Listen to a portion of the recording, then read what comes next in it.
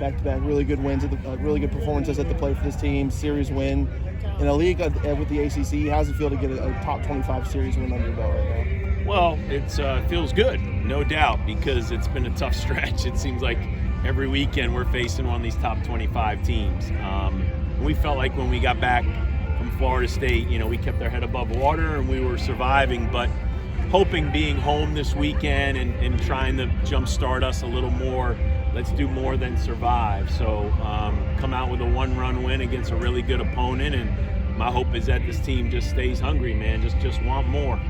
What did you see out of Webster at the beginning of the game? It seemed like there was something going on with maybe his release one. There was something going on there. Yeah, honestly, as a coach, I feel a little guilty. Like maybe we pulled him a little early. He really didn't pitch that bad. I mean, we had a chance to catch a ball in left. We don't catch it. We have a chance to make a play at first. We don't make it.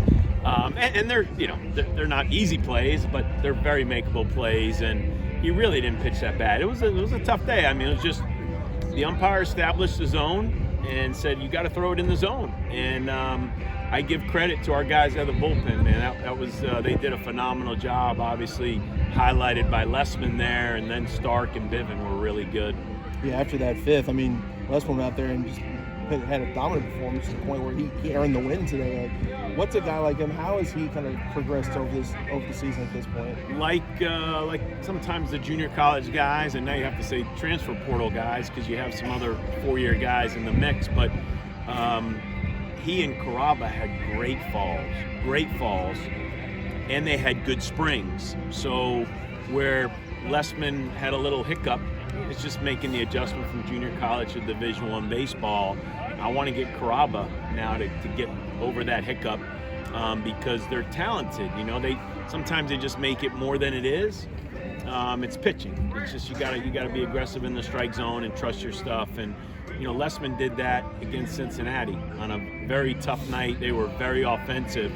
And after that rain delay, he ran out there and put up some zeros. So we've gotten some huge innings out of him this year right now. In both of these games so far, you guys have gotten off to really fast starts. Was it something you guys maybe saw out of what the NC State pitching guys were saying, or was it a mentality, or what was behind that? No, just fortunate. Just, we left the bases loaded there in the first, frustrating, but good at-bats. We made him throw a lot of pitches.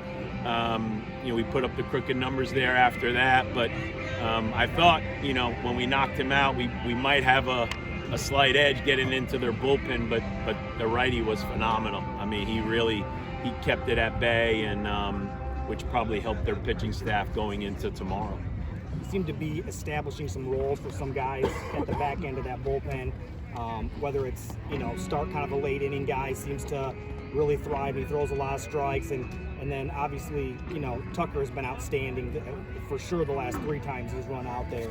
Is that are those kind of roles that you do see as established roles, or are those just kind of things that you're playing game by game still? No, as we got to the halfway point of the year, Coach Williams made it clear, and that's our job as coaches, right? Try to put these guys in spots where they can succeed. Now, sometimes you're going to get put in spots that are obviously harder than others, but just trying to establish who does well starting an inning, who does well with runners on base. Stark's been good all year, so obviously he gets into a point of the game where we're not afraid to pitch him at any point. Tucker's established himself as a guy that can get the last 3 outs or 6 or 9. And we've got other guys that obviously we trust. And so it's just, I think it's the depth of our bullpen and just trying to put them in spots that are best for them. And we're trying to do the same with hitters and right, left-handed matchups and all that good stuff. Of course, you're not one to want to try and look too far ahead, especially past the first game. But after the last 2-ish weeks where it's been kind of up and down, how important would it be for this team to come out tomorrow and get a sweep in terms of setting a table for the rest of the season? For me, it's just prepare to play good baseball and let's come out and compete, play good baseball. As I told them out there, and I feel responsible always as the head coach, we can get better. There's some things that I didn't think we did a great job, whether it was on the bases, whether it was an at-bat in a certain situation, whether it was defensively. I just want to come out and compete and play good baseball. So I don't use those type of phrases and things like that. I don't blame you guys for using them. It just, for us, let's just come out and play really good baseball tomorrow. It looks like on paper, we could see the best starter on their staff tomorrow.